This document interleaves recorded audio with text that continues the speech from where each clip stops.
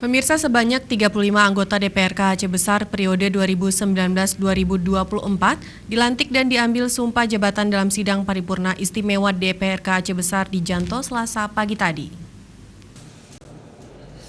Demi Allah saya bersumpah.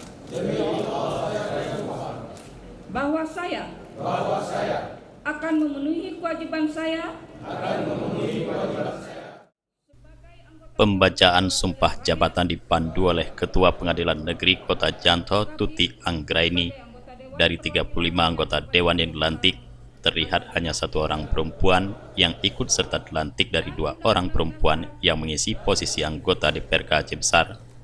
Usai pengucapan sumpah, langsung ditetapkan Ketua DPRK sementara kepada Iskandar Ali yang juga adik kandung Bupati Aceh Besar, Mawardi Ali, dan Wakil Ketua DPRK sementara kepada Bakhtiar dari Partai Aceh.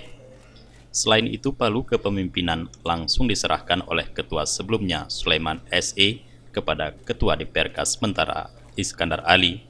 Wakil Bupati Aceh Besar Tengku Seni Awahab yang hadir dan membacakan sambutan PLT Gubernur Aceh berharap anggota Dewan yang baru dilantik agar bisa bekerja sama dengan pemerintah guna membangun Aceh Besar. Selain itu, Walid meminta anggota Dewan agar dapat mengawasi kinerja eksekutif dengan memberikan saran dan kritik yang membangun demi kemajuan Aceh Besar ke depan. Tapi kami manusia biasa yang penuh dengan kekurangan, maka dalam hal ini kami sangat mengharap pertama kepada Dewan yang terhormat sebagai wakil rakyat, kita sama-sama dipilih oleh rakyat, pada Forkopimda, wabil khusus para ulama, masyayikhana a'izzah,